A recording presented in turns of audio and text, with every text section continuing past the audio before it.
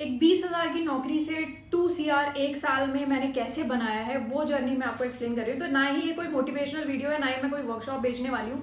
मैं just step by step आपको अपना एक्सपीरियंस बताने वाली हूँ, क्योंकि मैंने ये देखा है कि मार्केट में सॉल्यूशंस तो बहुत सारे अवेलेबल हैं कि स्टार्टअप जब आप बनाते हो तो क्या करना चाहिए, क्या नहीं करना चाहिए, बट एक्चुअली रियल में प्रॉब्लम सॉल्व कैसे करनी है वो कोई नहीं बताता। तो मैं अपनी वीडियो सिर्फ इस वजह से शेयर कर रही हूँ।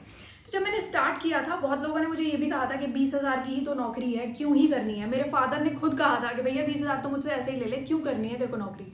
मुझे था कि मुझे कुछ नए स्किल्स सीखने हैं, क्योंकि मैं अपनी यूनिवर्सिटी टॉपर भी रही थी, ऑल इंडिया टॉप किया था मैंने स्कूल टाइम में भी। तो मुझे स्टार्टिंग में तो ऐसा लगता था मुझे बहुत कुछ आता है, बट जब मैंने एक्चुअली प्रोफेशनल लाइफ में एंटर किया, मुझे ये समझ में आया कि मुझे कुछ नहीं आता। आपकी एकेडमिक लाइफ कैसी रही है उसका आपकी प्रोफेशनल लाइफ से कोई लेना देना नहीं होता। दोनों चीज़ों में बहुत ज़मीन आसमान का अंतर होता है। बहुत बार आज की डेट में जब मैं इंटरव्यूज लेती हूँ, IIT IIM से लोग आते हैं और बोलते हैं कि जब मैं पूछती हूँ कि स्किल आपको क्या आता है, तो लोग कहते हैं कि हम तो IIT से हैं।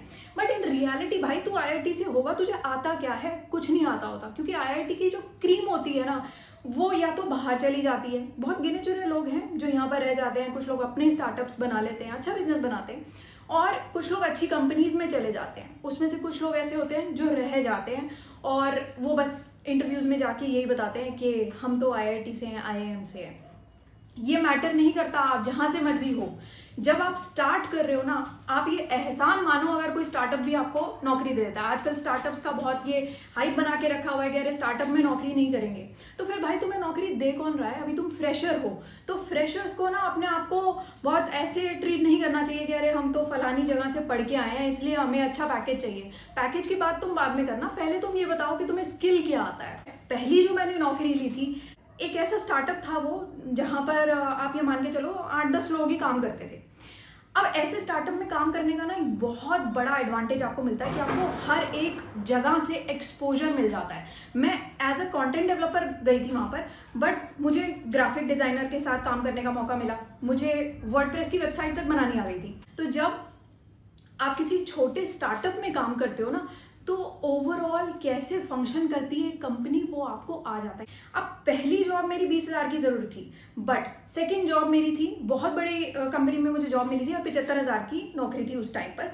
आप देखो, जब आप स्टार्ट कर रहे होते हो ना कोई भी चीज, अगर आपने वहां से कोई स्किल नहीं सीखा, वो आप अप्लाई कैसे करोगे अगली जगह पे? आप उसी लूप में फंसे रह जाओगे। तो इम्पॉर्टेंट सिर्फ ये नहीं है कि आपको पहले जॉब मिल जाए, इम्पॉर्टेंट ये है कि उस जॉब से आपको जो स्किल सेट सीखने को मिल रहे हैं वो आप ईमानदारी से सीखो, जो कि आपकी अगली जॉब में या अगले किसी काम में डेफिनेटली काम आएंगे। फिर इस तरीके से मुझे थोड़ा टीम वर्क में काम करना आया। देन वहां से जॉब करके वो 1 लाख, 1.5 लाख, 2 लाख, 3 लाख कैसे होते चले गए। एक बहुत बड़ी कंपनी का बहुत बड़ा प्रोजेक्ट मुझे मिला। पहली बार मुझे वो अपॉर्चुनिटी मिली, मैं खुद अपने से लोग मैंने हायर किए एंड देन काम करके डिलीवर करके दिया। अब इसमें क्या है कि बहुत लोगों ने तब भी बोला था कि अरे 20,000 की तो नौकरी है, तुम्हें वर्क कंप्लीट ही क्यों करना है, छोड़ दो। बट वर्क एथिक्स नाम की भी देखो एक चीज होती है। आप कोई काम उठाते हो, अगर आप उसे कंप्लीट ही नहीं करके दे रहे, मार्केट में आप ही का नाम खराब होगा। अराउंड 6 महीने बाद एक स्टार्टअप में एक अपॉर्चुनिटी दिखी।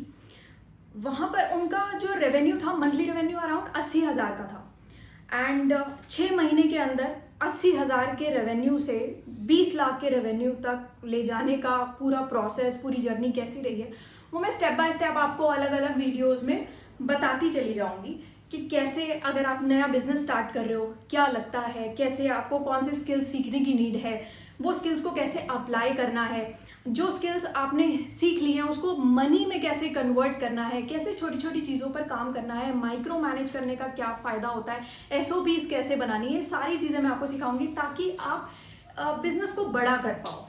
अब ये तो मेरी पहली साल की ही जर्नी थी। उसके बाद कैसे अलग अलग बिजनेस बनते चले गए एंड कैसे उन बिजनेसेस में एक्सपेंशन हुआ, कैसे आप अपनी चीज ऑटोमेट करते हो। क्योंकि एक बात आप याद रखो, अगर आपका बिजनेस आपके छुट्टी लेने पर नहीं चल पाता है तो इसका मतलब आपने एक दुकान खोली हुई है, आपका बिजनेस नहीं है। तो आप अपनी दुकान को बिजनेस में कैसे कन्वर्ट करोगे वो भी मैं वीडियोस में बना के जरूर शेयर करूंगी। एंड मैं कोई वर्कशॉप या सेमिनार्स या ऐसा कुछ भी कंडक्ट नहीं कर रही हूँ।